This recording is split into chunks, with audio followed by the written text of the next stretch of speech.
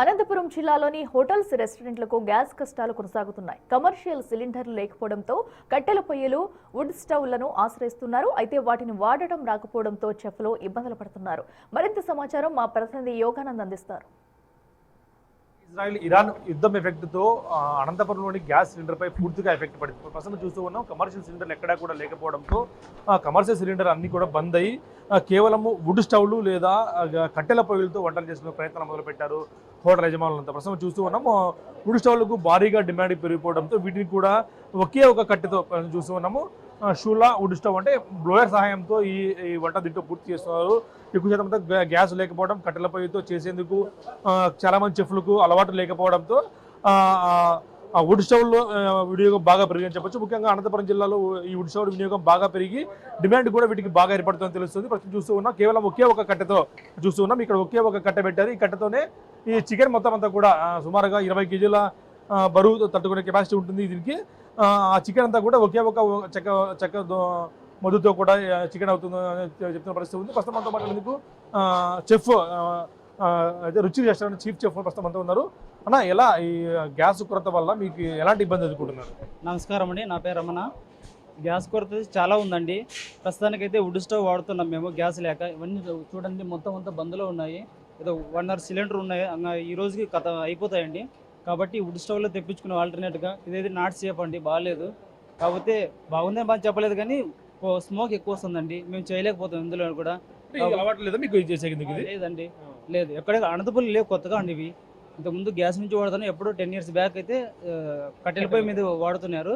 ఇప్పుడంతా కట్టెల పొయ్యి ఎక్కడ లేవు, ఓన్లీ సౌత్ ఇండియన్ తప్ప. ఇక్కడ నార్త్ ఇండియన్ చైనీస్లో ఎక్కడ కట్టెల పొయ్యి అనేది లేదండి. అందులో చేయలేము ఐటమ్ కూడా, మేము మేకింగ్ చేయలేము అనమాట. కాకపోతే ఇటువంటి మా ఓనర్ గారు తెప్పించినారు.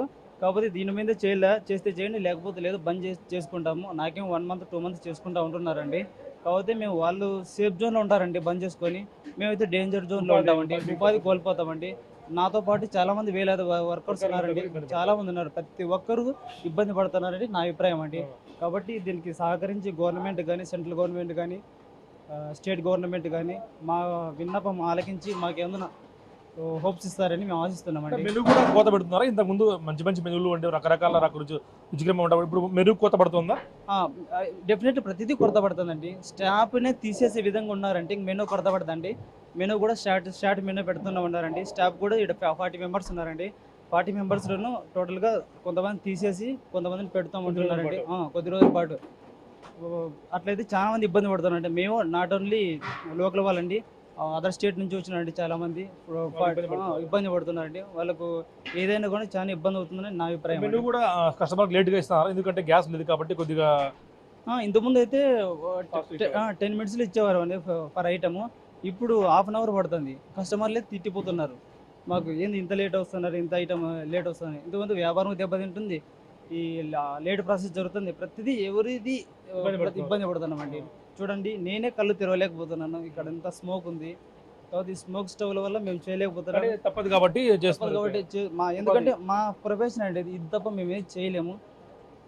కాబట్టి మేము దీనివల్ల ఇబ్బంది పడుతున్నాము నా అభిప్రాయం అండి. అంతలో 100% కాకపోయినా మాకు 50% 40% ఉన్న ఏదో డైలీ 4-5 సిలిండర్ ఇచ్చినా కూడా మేము దాంట్లో గట్లా మేము రన్ చేసుకుంటామని మా అభిప్రాయం అండి. ఓనర్ గారు బాగుంటారు, మేము బాగుంటాము, వర్కర్ యూనిటీ అంతా మొత్తం బాగుంటుందని నా అభిప్రాయం అండి.